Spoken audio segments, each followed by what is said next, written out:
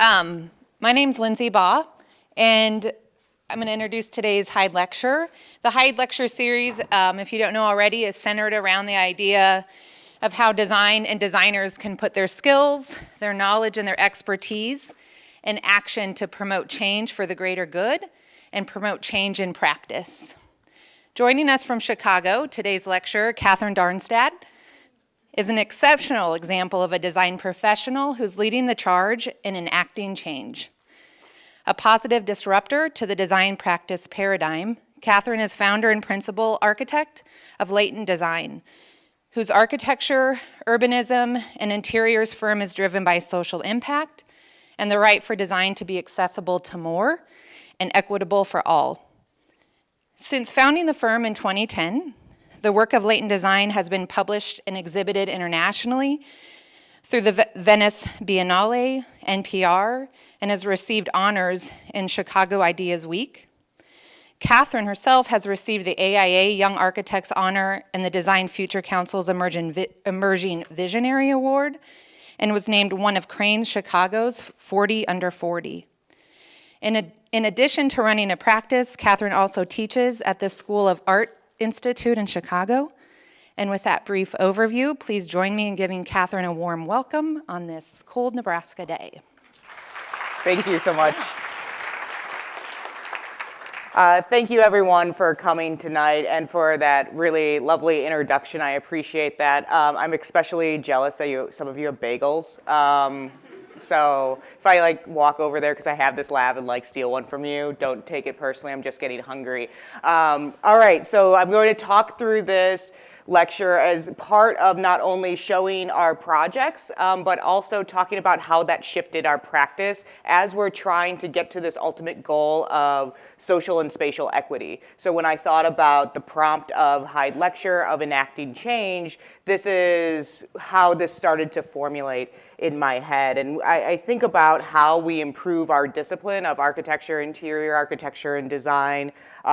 We improve it through emerging practices. I find the emerging practices are the ones who are very bold, incredibly naive, the ones who have a vision and the ability to take those risks, to move them forward, to understand the work and influence of architecture as small or as large as the context allows.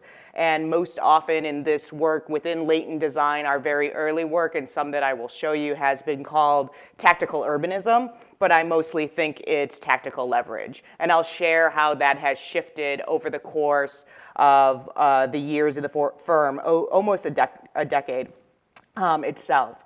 I subtitle this, it's 8 vignettes on practice evolution presented as a run-on sentence. As you could probably already tell, I talk really fast. I put a lot of ideas in a short amount of space. So this is a stream of consciousness of how I think of the firm and how I will share it with you. And those vignettes are breaking down in these little 8 vignettes, and it'll all make sense in a little bit more. But I'll start with 1 degree of architecture, right? So let's think about this and start it this way. I only have 1 degree of architecture. I have a bachelor's of architecture. I graduated from IIT. There is so much, and many of the people here are both undergrad and grad. We exist in an academic institution and a practice world that basically thinks of bachelor's degrees as GEDs. And there's so much of what I've faced in the practice and as a professor now where it's coming right up against that. But how do we now start to shift the academy to make us better practitioners and designers moving forward, where we're not ending up in an incredible massive amount of debt? So it's not only practice advocacy, it's also looking at academic advocacy, because in order to create future architects and designers, we have to give you the tools, ability, and the stability to be able to do that. But this is how my firm started. So this happened, one of these happened every single month. So when we look at a terrible business plan, this is the outline for a terrible business plan. So do not replicate any of it. So in 2009, the recession was ongoing, but I was still pushing through it with the firm I was working at.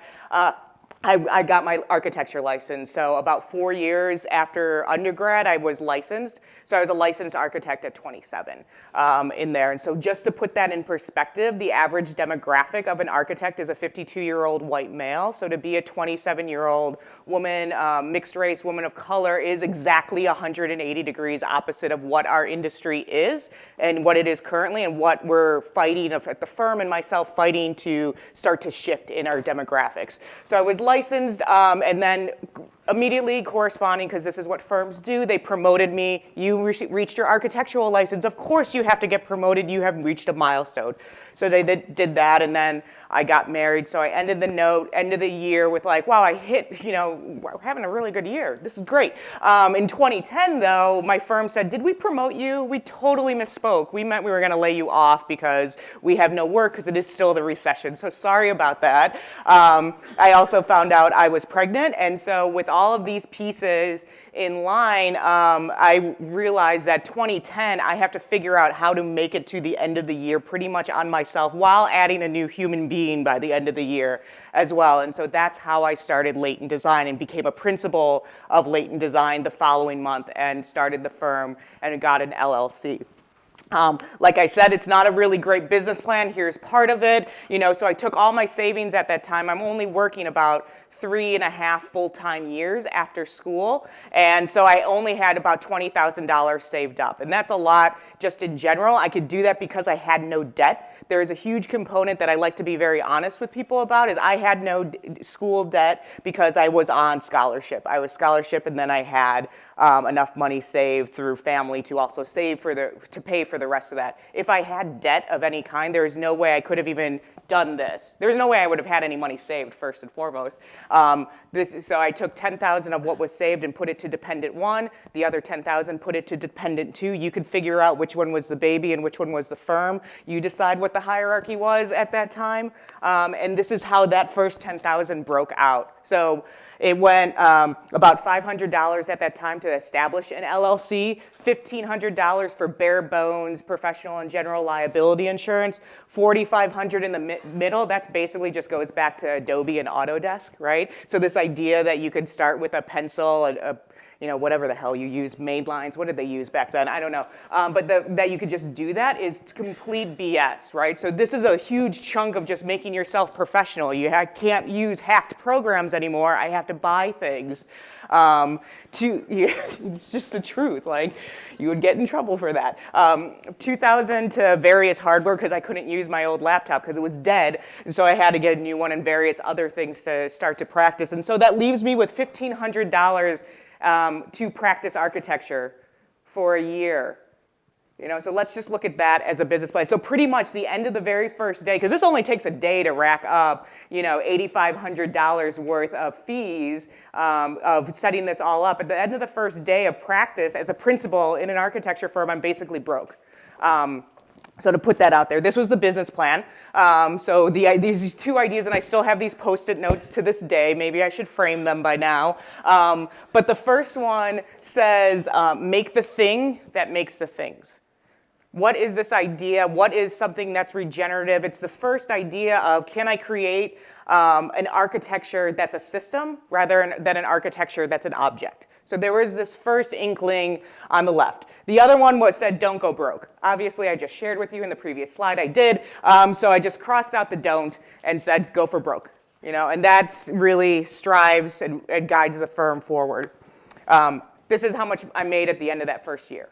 So, where I started, I like to, be all really honest about where, I ended up. So $27,051. I don't know who paid me the $51, but I really appreciate it. But that's how much was the end of the year revenues. So that's how I survived that first year. So you could think about this in one way when you pitch to a VC, like, hey, the first year of my firm, I doubled our revenues or doubled my investment. I could say it that way or be like, I'm at poverty level, so it depends on your level of optimism that you have starting at the bottom. There's only one way to go, which is up, so I'm a very optimistic person.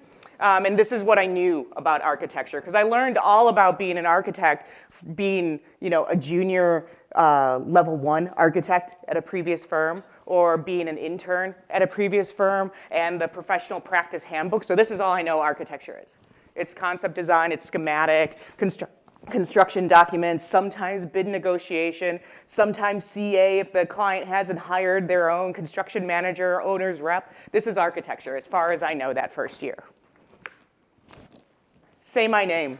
So this next vignette is going to share one of the first projects that I worked on that first year. And it was a project where a client came to us that they had a really intractable, enormous problem. There's a nonprofit in Chicago who was working around food access issues, and they were looking at how do they bring fresh produce to neighborhoods in Chicago that are classified as food deserts. At that time, there were about 600,000 individuals in Chicago that lived in food deserts.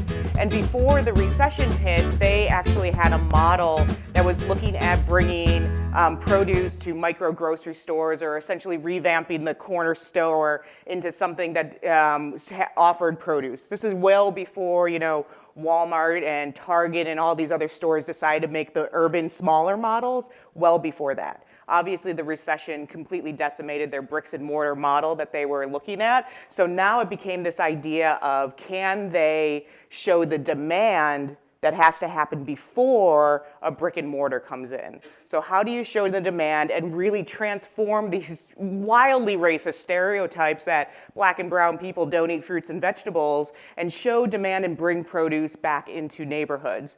And what we worked with them is this idea, well, if we can't build a space, can we find a space? Can we drive a space? Can we bring produce to people? It's not that different than a horse and buggy, an ice cream truck. What if you just flip it on its head?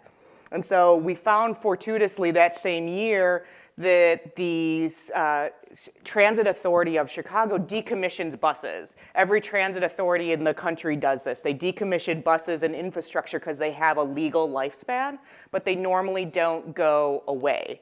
They go for parts, they go south, they go to prisons. They're still usable, but they can't be used for public transit. And so the city of Chicago was decommissioning a whole bunch of them. And we had this crazy idea with the client of like, can we get a bus? If we can't get a building, can we get a bus?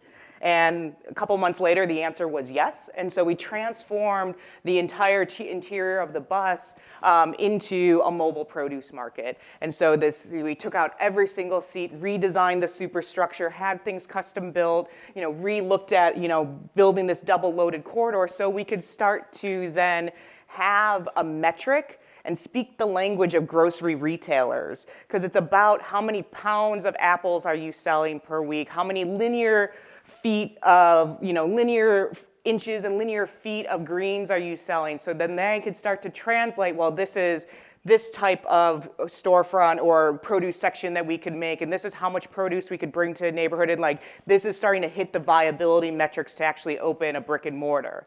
Right? So we couldn't talk to them and speak to and appeal to them in passion. Like, why don't you just feed everyone? Everyone wants fresh produce. That doesn't make any sense. That's not a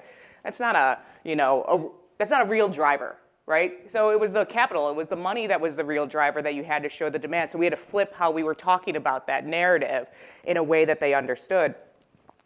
And then, obviously you have to redesign the interior, you redesign the whole entire exterior of the bus, because nobody is going to buy an apple from a bus that, a week before they know somebody peed on a seat. So it's like, it's this entire reconception and changing of perception of what a space could be. And for us in our team, it was an opportunity where we designed essentially everything but the food on this project. When the client came to us, they had researched the white paper, the passion, everything in place. They didn't have a website, a business card, a bus, a name. And so we designed that whole entire complex for them, that system for them, and we were able to work with amazing collaborative partners.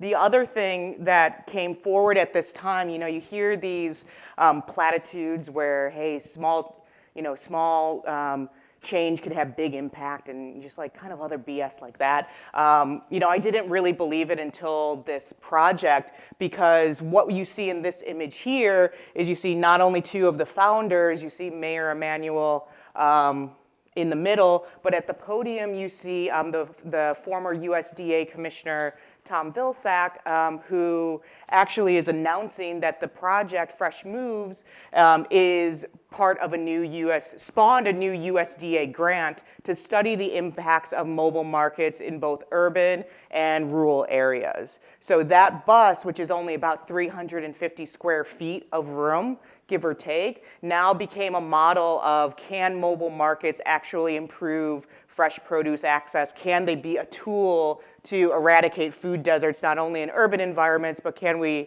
that model also translate to rural environments? And with that changed completely. In that project, since it wasn't a building, we weren't architects, so we just kept calling ourselves designers, right? Because every time we'd say we were architects, people were like, but this isn't a building, and it would just get more confusing for everyone involved, and so we just said, hey, we're designing everything. And so with that, all of our roles changed. We were strategic planners with the client. We worked on grant writing, graphic design, web design, product design, exhibit installation. It fantastically opened up the possibilities of spending a year pretty much not doing architecture. And that's where this is where our work started to fall in, right? We were part of the Venice Biennale for spontaneous intervention, so that's first how our work was classified. And then you start to hear terms, well, this is actually falling under public interest design, or no, maybe it's social impact design, but it's really community-based, maybe it's community design, but it was tactical because it's temporary, so it's a tactical urbanism, but this is definitely placemaking because you're making a place in different neighborhoods and all these other things, and ultimately it's design. And that's where it comes into. All these different camps are trying to pull a piece of a small piece of a small area of a design profession, but this is really, in my mind and how our team at that time looked at it, is this is actually how all design should be focusing in this way. All design should be trying to achieve a systemic change, no matter the scale of the project itself. And we were very fortunate to be published and win many awards, from one of the first Architizer Awards to being, as mentioned in the Venice Biennale, Spontaneous Interventions. But one award that we came on runner-up for really stuck with me. So the Core 77 Design Awards, I don't know if anyone's familiar with them here, but definitely check them out. They have great student entry options in a variety of categories. When we were entered into the food design category, we're like, hey, we got a bus. No one's going to come with a bus. This is going to be great. We're going to win. So we entered everything, and we came as a runner-up. And this was one of the comments from the jurors. They said, it's a beautiful project. And I would have been fine if they stopped there. But it might be too socio-political. And so for this juror, who is being wildly transparent, frankly, and I appreciate it to this day, the juror was essentially saying that our design project lost design merit and lost design credibility because we focused on the context, because we focused on socioeconomic issues, because we focused on people and had that point of view that somehow lessened our design overall. It wasn't that they didn't like the color red. It wasn't that, they didn't think a bus was a designed object. It was that we cared about people, place, race, and space. And that's very transparent. You understand in that comment, in that simple sentence alone, you understand the difference between like capital A architecture and architecture, capital D design and design. You understand where you have the echelon of the academy or the echelon of gatekeepers are coming out in that sentence, and you see how that is just a barrier and a bias right in that sentence alone.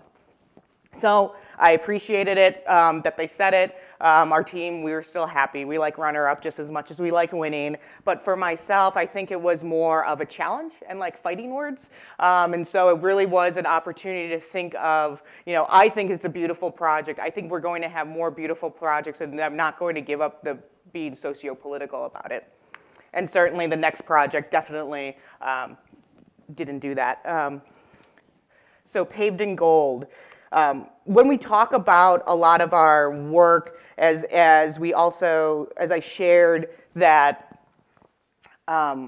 it had many different names, tactical urbanism, spontaneous interventions, all these things. There was a whole couple years where we were experimenting with what's the delivery method of social impact design or public interest design, what's that delivery method, you know? And I think you know the rest of this platitude, how like the road to hell is paved in good intentions. You know, the road to hell can also be paved in like low bono design services or a hackathon or the give half or all pro bono or the 1% program. It's like really how are we, you know, if we have to tack something on, is that because we want to, or can we just integrate it into a process itself? And this is where how this project started was through a pro bono initiative with Architecture for Humanity, where we worked and were approached by the parents of a public school on the west side of Chicago that was in a predominantly Hispanic and first-generation immigrant neighborhood on the west side where this is prior to the city of Chicago closing 50 schools. They were going to close and demolish one of their ancillary buildings. And this building, because their school was so overcrowded, ended up becoming the library because the library of the school became 2 classrooms and then the hallway became, you know, a timeout space and like every other space, the original program got changed into some other program and so they were out of library, so they used the old field house on the school property to make a library, and that library transformed into aftercare and ESL classes and before care, and the place where you assembled tamales before you had a festival on the basketball court outside it, and, you know, and it was affectionately called La Casita, the little house. And so the city wanted to demolish it, and the parents heard about it and found out, and they staged a sit-in. And the sit-in lasted over 50 days. It received national and international attention and became a model for community action across the globe. And so after they won the right to stop the demolition of the building, the city and the county and the state said, you know, we will make the funds that we were going to use to demo the building, which was $1.3 million. So, you know, that's a pretty good contract to demo a 1,200 square foot building. So maybe you all should like go into the demolition business. But I still like the building business. Anyway, so they won the right to those funds as well. And then, you know, the city and everyone was like, you figure out what to do with it then. We'll give you the funds, but you figure out what to do with your building. Which that's how they ended up calling us and our team. And, you know, frankly, the building was shit. Like, your roof should not curve like that. This thing right here, like, it's from an air raid siren from the 50s when you were gonna hide under your desk to stop you from getting nuked. I mean, it was so antiquated. And the building itself, because it was a field house, these piers, this was all outside at one point in time, and at one point in time someone filled it in, you know, made it a wall, made it an interior space, but that wasn't what it was designed for. So you see this evolution of a space that was exterior, becomes interior, becomes a house, becomes a home, becomes all these other things, and it shouldn't be any of them, but you really want it to be. And so we worked, one of the first things that we saw is that for this community, which is predominantly Spanish speaking, they're getting engineering and architectural documents from the city and the public school system that are all in English. You know, so the first thing we have to do is just translate them. You know, because it's not even playing field if you're literally not speaking the same language. So the same way in the same action that with Fresh Moves, we had to find a way to speak the language of grocery retailers, we had to find a way for the engineering documents and architecture documents that we know and use speak the same language as our clients themselves. And so we spent time doing that, and then we also looked at, well, $1.3 million is kind of a lot of money.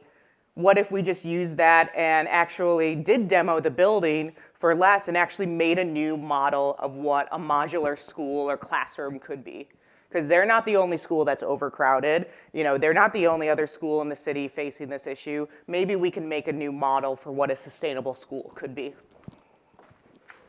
And unfortunately, we never got that chance with this project. We spent about a year and a half going back and forth with various political entities, school systems, and then one day the demo happened in the middle of the day. Nobody knew it was going to happen, and the building was gone in an hour.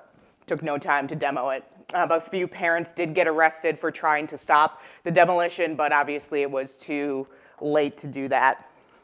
And in this process, one thing that I really realized was that while we talk about in school and in the academy that a building may be apolitical. I went to IIT, which is a Mies van der Rohe design campus, and all throughout architecture school was this is the model of democratic space. It's open, everyone's equal, you could see everything. Buildings and spaces, they're democratic, they're apolitical. But the process of building is not.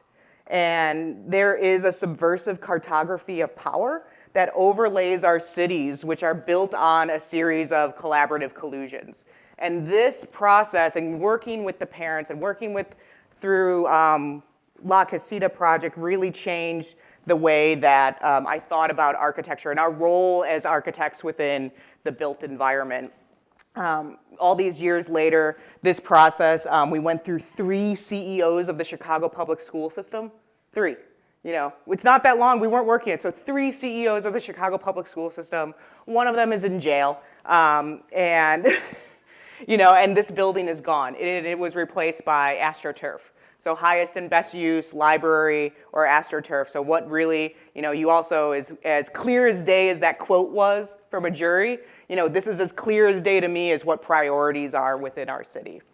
And, you know I'm a minority in a field that designs for a world where I'm a majority, but, you know, this project is how our work really became activism, where it was very socio-political. It was about, you know, thinking about this in an intersectional manner, and where does intersectionality exist within a spatial field, and how do we challenge ourselves to design with empathy for equity, and what do those really mean within our field? Like, how does that work in practice? And so scope creep. This is, as you can imagine, most of the projects shared we're architects, but we're also so much more during that time. In 2013, that's when the first version of what latent design as an architecture firm was. That's when I essentially killed it off. I dissolved the company and then formed it as a benefit corporation. So if you're not familiar with benefit corporations, there's benefit corporations and B Corp, so I'll do a quick pitch for both really quick. Benefit corporations are state by state. They are essentially a model of a private corporation where you have a dual definition of how you view equity. You look at equity both as financial equity and social equity, and one doesn't take priority over the other. So in a traditional, LLC or traditional business, you're going after maximum amount of profits for yourself, your business, and for your shareholders. This is about how do you make most profit but most impact, and how do they not interfere with one another. So most benefit corporations that you know, Patagonia is using their social impact to save actual Patagonia. And Kickstarter is another, billions of dollars of funds benefit corporation. So we're not billions, but we're still a benefit corporation. And we were one of the first in the state of Illinois to become one, and I think one of only 10 in the country to be a benefit corporation as of now. And then with that, a couple other things happened that year. I realized in the city of Chicago, it's also wildly easy to become a general contractor. And because what we were coming up against is we have amazing projects and amazing contractors that we work with for larger scale projects. But for the smaller ones, I couldn't get them out of bed for it. They're like, a $250,000 budget, we're going to make $10,000 off of that. That's not, maybe we will. That's not even really worth our time. We love it, love your work, but call us when the next one's over $1 million or something like that. And then the contractors that might work on those projects at that scale might not have the same craft or ability, that we're also looking for. So it's started to look at, well, I know the subs and I know our design. Can we be the one in the middle? Why do we always have to match this third party? Can we just be that third party and really look at bridging that gap between a problem area? And so in Chicago, filled out the application, sent in a check, copy of my driver's license, and 2 weeks later, a general contractor's license showed up in my mail. And that was it. And it was very surprising, but it also explained so much about contractors in the city of Chicago and why we were spending time with clients sometimes looking at things going how did that ever get built like that? It's because everyone else didn't get out of their seat to get a general contractor's license. But it allowed us to start to do projects like this. It started to allow us to figure out the way that we could work on some of the public space projects that we wanted to work on within the city that were very, very low budget and didn't fit within the realm of a normal procurement process. So we kept finding gap areas within the design systems that we were working in with the city and trying to find ways to resolve them.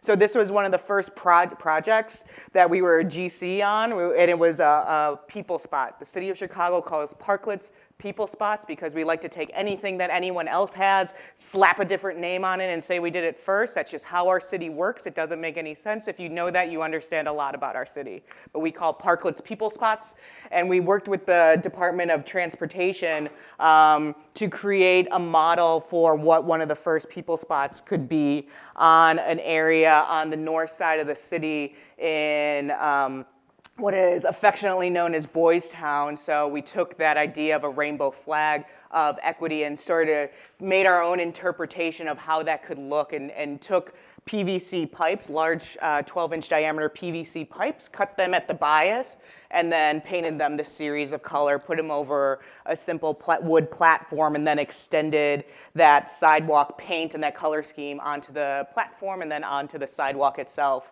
Of all the public meetings, the meeting for this one gave me the best comment from an audience, or best question from an audience member who was very concerned their dog would lick our paint and die.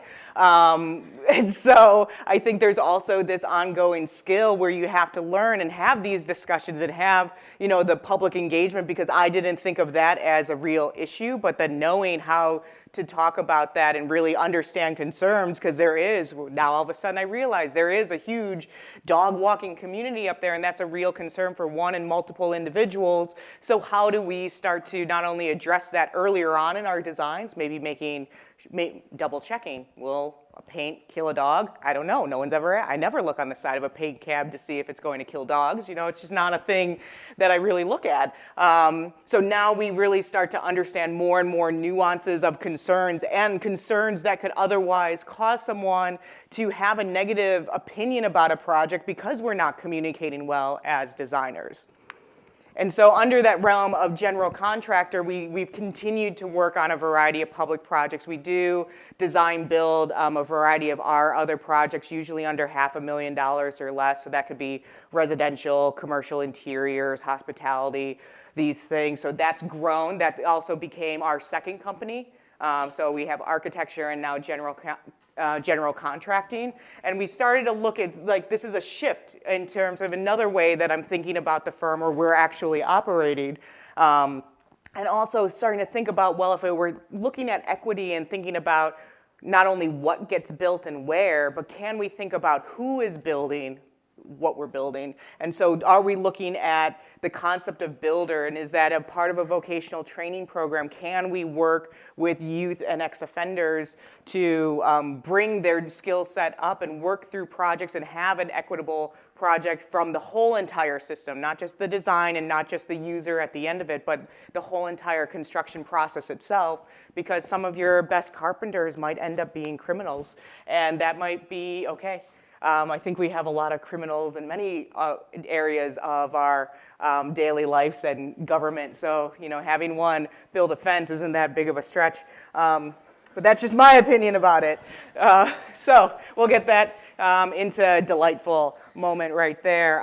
We kind of forget that this is Vitruvian. You know, you got firmness, you have commodity, and we've kind of been governed our buildings in firmness and commodity. How does it look, feel, built? How is it making that money, and how is that making that profit? But we really forget about the delight part of it, and this is one area of us as designers, is the design, is the delight of the detail of how it gets pulled together. And I think we took that and ran with it in a project we worked on as part of the Bloomberg Philanthropies competition with Theaster Gates and Gina Ripple and Barbara Brown Wilson, called Art House Gary. So this was a project to take and transform a completely nondescript building in Gary into an activated facade that would showcase art broadly defined. And so we took on this role of fabricating about 2,000, if you saw on the wall, 2,000 plexiglass tubes that were lined with dichroic film and that would be put on the ends of bent steel rods that made a whole new facade along this nondescript building. As you can see during this installation, the plexiglass tubes are reflecting light while the dichroic film are giving off shadows on the wall of pink and, when you look at it head on, of green and blue. And then we cap the ones at the top with a solar LED light so that they would glow throughout the night itself. And with that, we had this opportunity where we created out of just really a very standard kit of parts, a building that was ephemeral and had a temperament and had an attitude. With the dichroic film, you could see here off on the right, you start to see those shadows of pink that are coming off from the film. You could also see the color of the film, and the tube itself is blue-green. The light just reflects off the plexiglass depending on the sun angle, and depending on two people could be there, their position to the tubes, they see two different things. And then the LED, solar LED, if it's a sunny day, they would glow at night until 2 a.m. If it was a cloudy day, they would only glow until 8 o'clock at night. So every experience you had with the building would change every time that you came there. And it was a wonderful way to understand how far we could push the word art when it came with the Indiana Building Department. And it was a challenge for us to really think of ourselves not only as design team members, architects, project managers, fabricators, installers, but also some people who are afraid of heights but on scaffolding anyway. But it also really looked at us as a fixer, right? In this role, in this very, very interesting role of spending weeks 30 feet in the air of a building, not only were we the traditional fabrication installer and design, but we answered more questions from the public about what the building was than the info team that was in the building.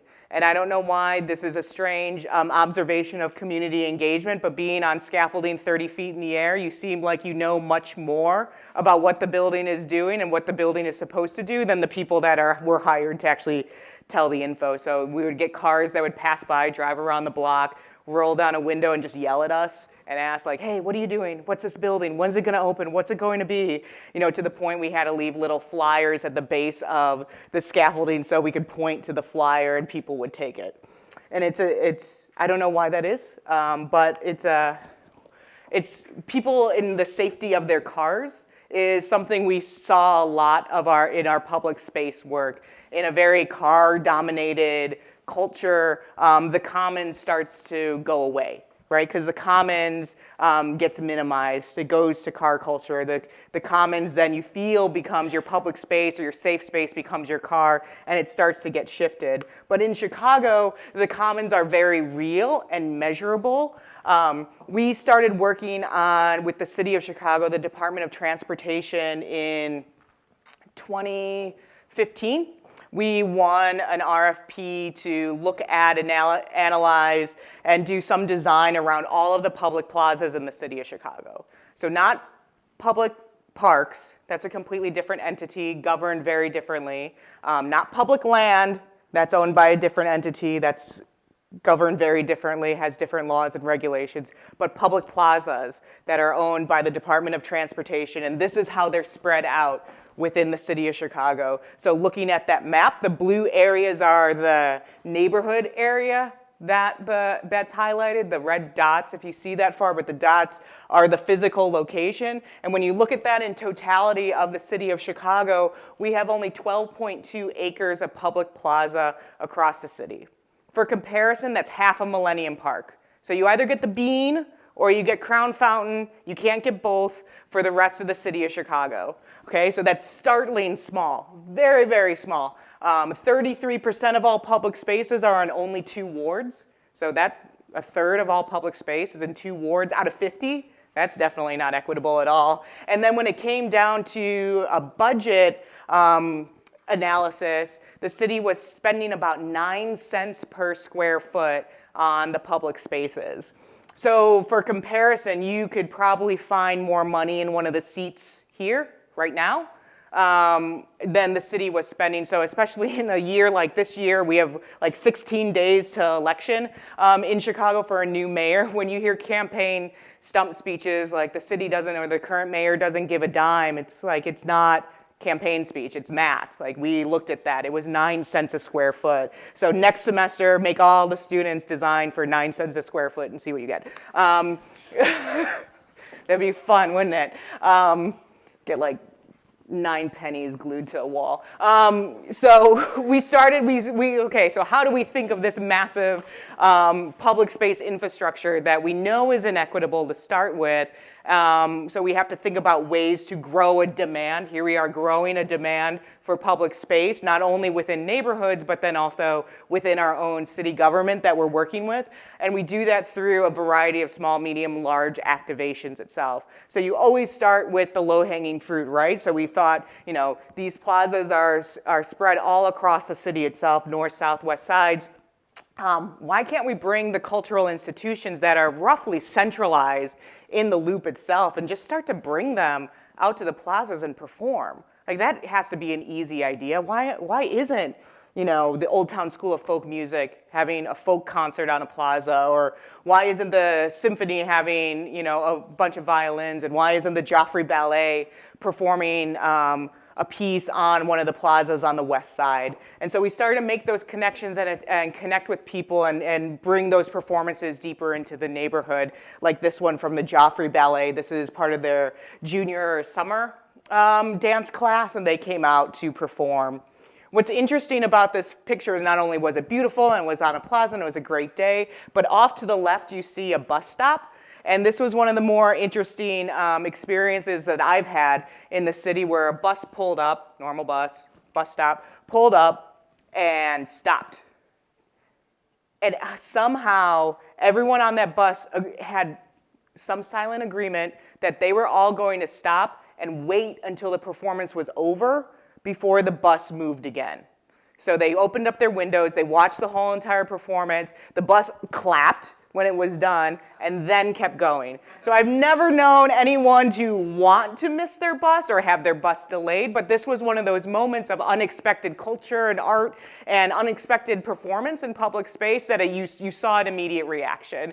And that's how people engaged with it, right? So not only was the safe space of the bus the vehicle that everyone enjoyed a performance, but we would have cars, you see some of them further down, we would have cars up and down on that corner just pull off and stop, roll down the windows, watch performances, never get out, never get out, clap and say like, good job, and then keep going. So we have to really think about, when we think about public space, how do we pull people out of the routine, even in small ways, even if they're not, you know, we count as metrics when we do placemaking and public space design. You have to count people and ped counts, and that person has to actually physically be on your site for it to even qualify. But if I have 50 people that stopped on a bus or 10 people that stopped in a car and watched, does that count? Or does that 60 people that I don't get a count because they didn't meet some metric of engagement, because they didn't physically step onto the space that the activity was happening? So that was a little challenge we had back to the city of like, how do we count engagement if no one's coming on the site because everyone feels more comfortable on the west side of the city in their car than, you know, on your plaza? What do we do about that? The other way we started to look at that is obviously, you know, looking at tactical design and interventions. This is a photo on one plaza where the community was working on a plaza redesign. And this was a strategy to think about ways to use flagging tape to lay out pathways that were going to change. Like in most plazas, people like to cut diagonally across them, shortest point between two distances. This was a triangular lot, so everyone was walking straight but not diagonal because it was triangular. Didn't make any sense, but it was okay. But we used flagging tape to mock up new pathways that were based on the design that was being proposed at the time, to see if they would actually work, and to get people's real-time opinions about how they would feel, what if there was a seat that went this high versus this high, or the back, you know, what do you want to see, how do you want to feel, does this make your trip shorter, is this the right way, do you like the fountain, do you not like the fountain, and all of these little kind of cheap, you know, it's just a box of flagging tape from Home Depot, got very meaningful insights from the users on that site, because this plaza is one of the most active bus stops. It's a bus stop, 3 bus stops come to this plaza, 1 transit line, and it's at the intersection of 4 neighborhoods. And so it is one of the busiest stops in all of the city of Chicago. You have about 30,000 people use it every single day at the 2 rush hours. And so it's a significant, tiny little space that when you're looking at a redesign, you need these opinions to make it matter so you're not making the wrong move itself. And for us, in this, now we're really in it. We're in this partnership with the city of Chicago, ultimately. And so we're now the corporation. Even though we're the benefit corporation, when it was announced that this contract was awarded, we were just a corporation, right? And so our role completely changed in the public eye because, we could be working on public art and public space, but essentially P3 partners, public-private partners, are just generally thought of as villains in the city of Chicago. So we started getting hate mail. Which was not fun at all, but it was really looking at how can we continue to show that we are trying to go after this in a very positive manner, and we're really thinking about public space and public art and equity in our neighborhoods. Even though we're partnered with the city, we see that we have to be partnered with the city because they're holding all the cards, and nothing is going to change unless we start to either see their hand or make them change the game. And that's what we were started to do in the next project of 1-to-1. And how we started to help them and have them change the game is through the large scale intervention that we proposed as part of the public space program, which was let's look at a way that we could bring back a space to these sites, to bring back activity and culture to these sites, and also commerce to these sites. Because public plazas throughout the history of the city of Chicago used to have old newspaper stands. They used to be informal trading areas. Over time, they became, hot spots for homeless during various economic crises in the city. And, just generally after that, it was like, let's have nothing happen in them. Right? So you have a lot of activity that you're allowing, and then all of a sudden you're having almost no activity being allowed on the site. And that's where we were walking into these moments where there was no activity happening on the sites. And that was where we proposed, well, let's start to find ways to bring that back. And let's bring back this idea of structures or, micro retail to the sites, because that actually fits within corridor plans that we were working on for many years in different neighborhoods that were having the same problem and articulating it. How do we support our small businesses? How do we bring affordable spaces and storefronts? How do we fix up our storefronts? And what do we do about vacant land in our neighborhoods? So how do we revitalize commercial corridors as architects and developers and economic development committees? There wasn't an affordable solution.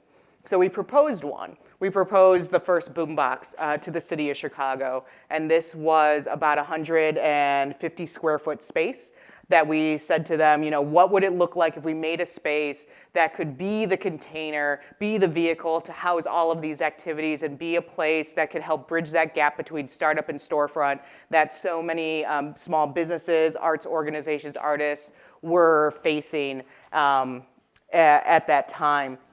And they said yes. They said absolutely. We love the idea. That's why we selected your proposal. How are you going to do it? And we're like, well, it seems like it's very illegal to do this based on everything we've read so far. So it looks like we might have to write a new ordinance. And that's what we did. We ended up collaborating with 6 different departments in the city of Chicago to write one new ordinance to make a 150 square foot thing exist. So it's only part of this stage. A year of policy work to make that exist. 6 different departments: building, zoning, Department of Transportation, cultural affairs, business licensing, and who was the last one? Public health was the last one. So the city that works definitely doesn't work in that you have to get a business like Fariha's here online, I have to write a brand new ordinance. And in the first year, It was so successful. We had 23 vendors go through the space in a year. There were so many that applied that we could only rent it out for 2 weeks at a time to get everyone to fit in and give everyone a chance. Of those 23, 19 of them were women of color like myself and like Fariha here. And we saw that most of these businesses were classified as micro enterprises. So that's a business that makes under $500,000 in gross revenue or less. So that was latent design for several years. That's like a lot of the artists we work with. That's probably some architecture firms or businesses that you know or are in the room tonight. So micro enterprise is $500,000 or less, so $500,000 and less. Business programs typically want your revenues to be $500,000 or more before they even talk to you about scaling, loans, all of these other things. So all of these other micro enterprises, which are about 52% of all businesses in the country, about the same amount in Chicago, just are left out. Total gray economy. But it's $1 billion worth of an economy that we're leaving on the table in Chicago alone, over like 45 billion nationally right now. And that's the businesses you see on the weekend. When you go to a festival in the summer and you see someone who has great earrings or clothes or like that carved wine cork, whatever, that's the business, that's a micro enterprise, and you like that. And you consume that, and you want that story, and you want to purchase that and support that, but we in our built environment on an everyday don't have those spaces available to them, and we're not making it equitable for them to own their business, and we're also not making a realization that the economy right now and how it's moving forward is always going to have a gig economy. You are going to work a full-time job plus your side job until you die. That is just how it's going to be. You're not going to have a singular job for the rest of your life unless you're very lucky. And so what we see, and most of our vendors are having 2 jobs. They have their 9 to 5 and then their 5 to 9 and their nights and weekends. And that's how a lot of them are making these products, making the passion, because they want that passion, evening and weekend job to be their full time, but they have to find a way to scaffold up. And they're too small, they're too risky, they're usually too black, too brown to even be able to get the loan or get the buy-in from someone to give them the loan to open up that storefront. Boombox gave them that opportunity, and we've had more than 10% of our vendors open up bricks and mortar retail that we've designed and built for them as well, and started to make scaffolding programs where we're connecting them with loan officers, we're connecting them with spaces, we're connecting them with real estate agents so that they could open up their businesses. And that's about not only a space, but a system that helps grow an equitable neighborhood, an equitable community. And we were fortunate when we did that. We were able to do it one time, and then after that proof of concept, we were able to do it again. And this gives you a little glimpse of how that actually works. So we use a shipping container, and that first image you couldn't tell that it's a shipping container anymore because we cut out all 4 sides. And then we just leave the superstructure at the corners and the top and the bottom left, and then we rebuild the super corrugation, that Chevron zigzag that's insulated and fireproof. We build that in individual parts. It's a big IKEA flat pack is what we have. We take the container, put it on the back of a tow truck, so instead of towing your car, you could tow your store to a site, and then move it in place, and then slowly start to put back on that new exterior cladding that we created.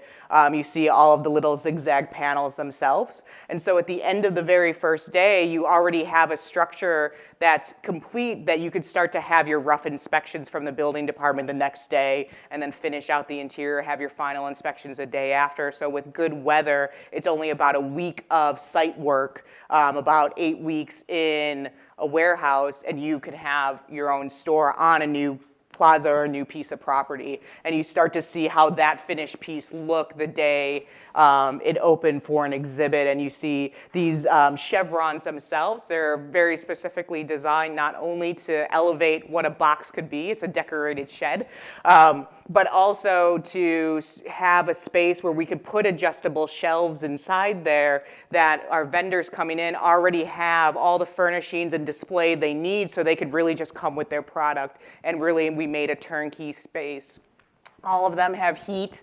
All of them have AC, they have electric, they have these enormous bifold doors that allow you to go from storefront to stage and spill out into the public areas in front. And we've seen everything from a 200-person concert happen out of these to a one-person theater performance, and lots of pastry vendors. Number one sales we get are women's clothing and accessories, followed by desserts, which I don't know if those should go together or not, but it's great.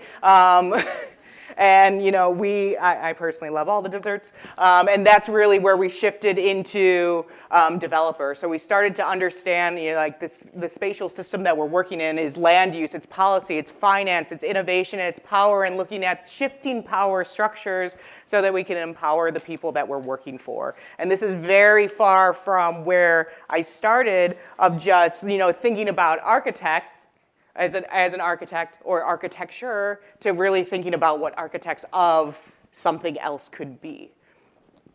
And so any project at any point in time now within latent design will have some, all, you know, part of all of these pieces. It's sometimes a little messy in the small office. It's sometimes messy in my small head to keep all of these things together. But there's a variety of things that overlap and interact within the work that we do. To do this, it's a risky endeavor where fear and failure are not an option.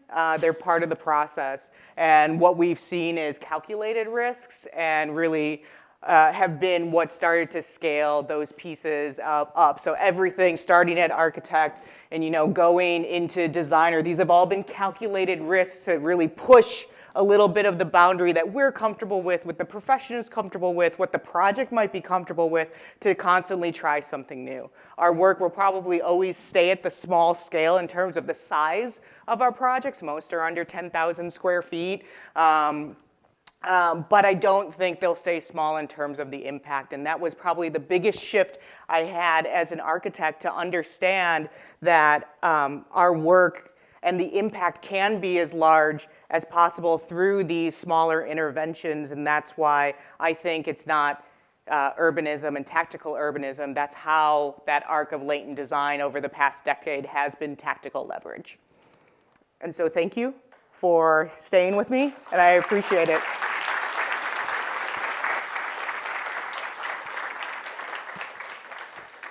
Are there any questions for our lecturer? Yeah.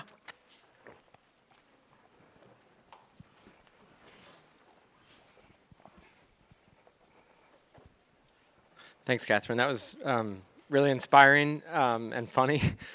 I'm curious about that matrix, one of your last slides. This guy? Yeah, which I find super provocative, but I'm wondering how this then would transform architectural education. Or maybe to say it more simply, like, how did your education in architecture prepare you to be so promiscuous in all these other disciplines? Yeah. I think, okay, so architectural education got me, like, mostly concept design, you know, is like, because that's what it focuses on, right? It focuses on the idea, articulation of the idea, you know. I understood that in schematic, because we in the academy, we pretty much rely on practitioners to teach you all the rest, right? So architecture school is only concept and it's only schematic. Practitioners are supposed to teach the architects that are and the students coming out of school how to make the building and how to do everything else. So everything to the right is what, and that's what I should say, everything to the right is what I didn't learn in school. You know, and that was, I mean, that's risky enough to learn it on the fly when you're in your own practice of being an accidental architect, because that's what the labor conditions gave me at the time. I think where academia changes is having more practitioners as professors, changing how we think about professional practice classes, and finding opportunities to collaborate with the other schools in the university so that you could start to layer in business law, policy, classes and collaboration as part of the standard curriculum. So I think architectural curriculum at the standard level has to change, where it's not electives and like the one, you know, 3-credit class that you finally get a chance to take in your senior year. is a policy class. It has to be layered in the same way we do structures, materials, and studio, because that's the only way that we'll learn all of the pieces that I've learned after school and through practice. Because we don't know how buildings get made when we walk out of school. And not just in the sense of I don't know how to detail something out, I don't even know how that building got made in terms of the whole entire financial, client, owner, code system that exists in place. And when you know that, because you're going from in academia, we're at that pinnacle, right? You know, we're the ones driving design decisions. And when you go into the world of development and construction, we're like down here. We really don't have that much of a say because we don't know the rest of the pieces until you practice for 30 years.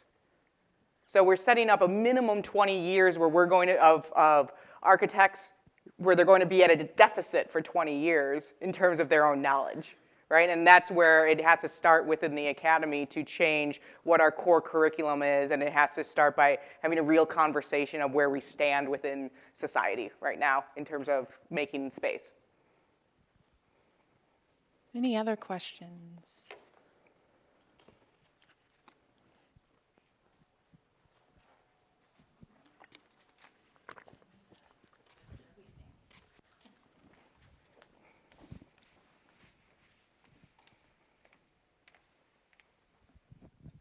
Hi, Catherine. My question is just kind of, as a benefit corporation, are you, like, is your company seeking out these kind of socioeconomic problems, or are, like, third parties coming to you with these problems? And then, like, how do you allocate, like, you know, resources for that? How do you, like, get the funding based on that? That's a good question, and it's shifted over the past decade pretty much. So when we first started, almost all of our clients are probably 1 or 2 degrees of a previous client.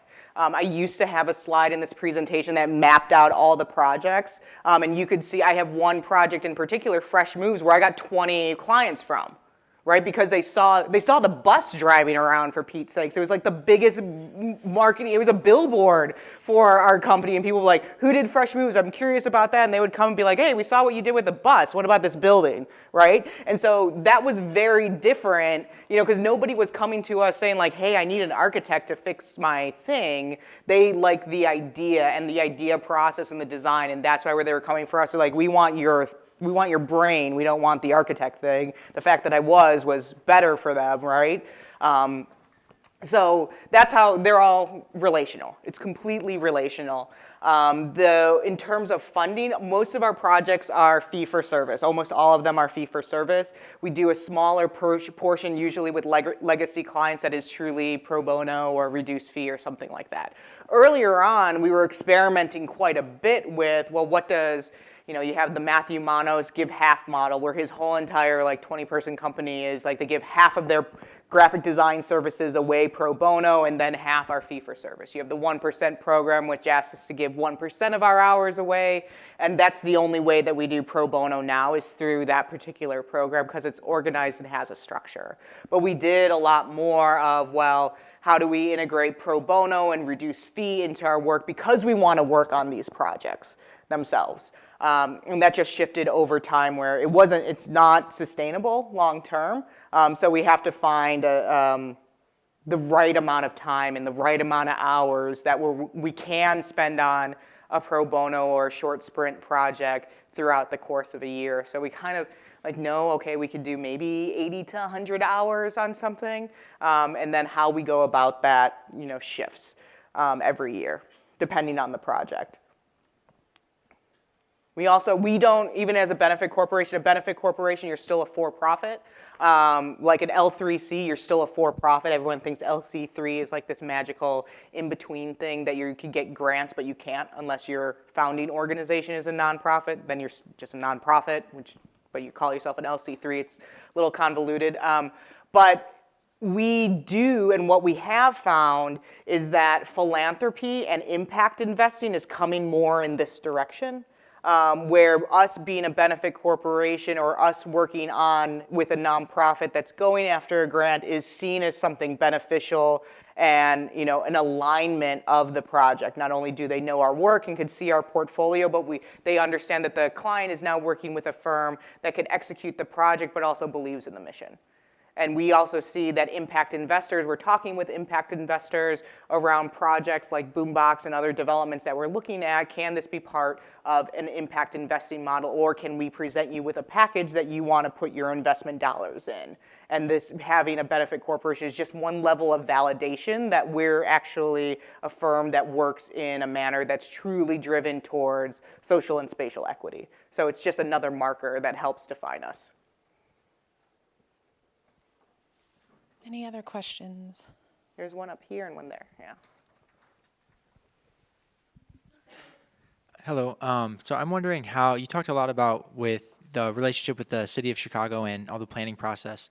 So I'm wondering how much like community input you get into it, and like just kind of what the process is of engaging the community stakeholders.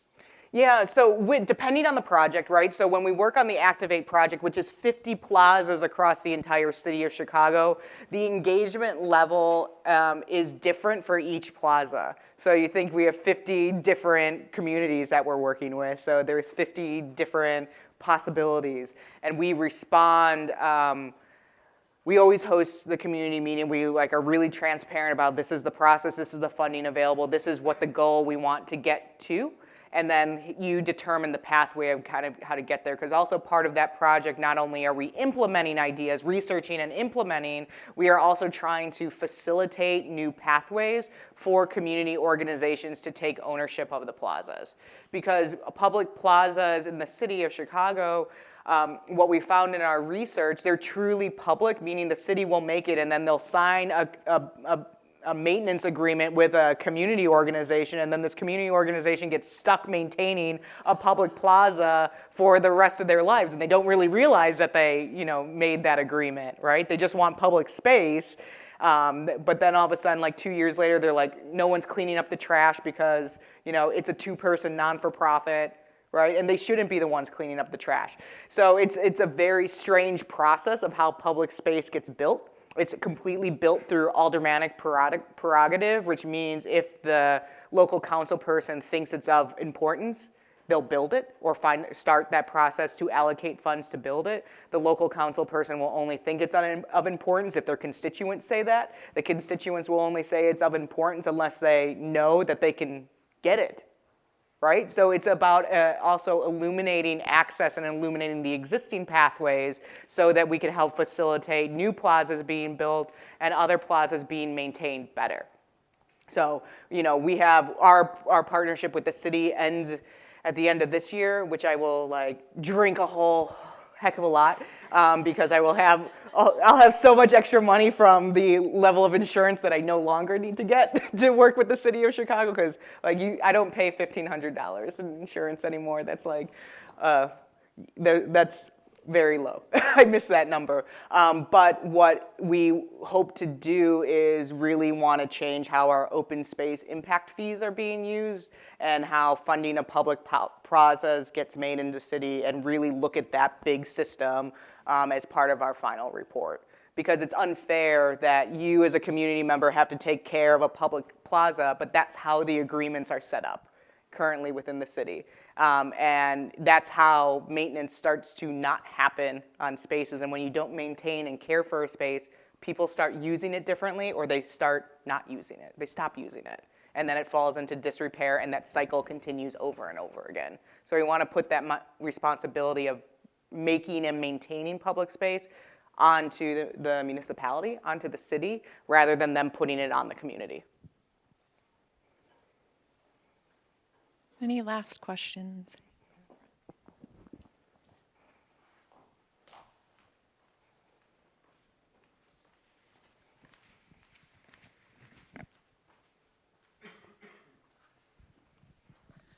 First of all, thank you very much. I enjoyed your lecture.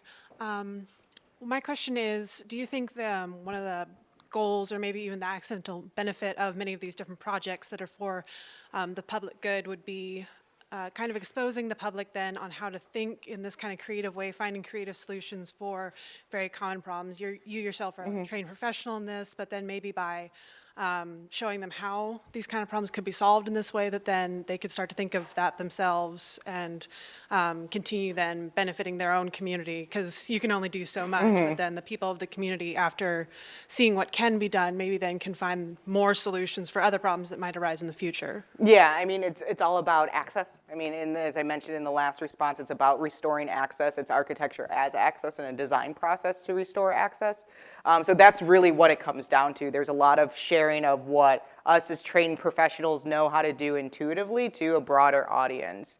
How that's manifested most recently, last year we worked with the city of Chicago just for our public plaza, not for the parklets and the people spots that we made.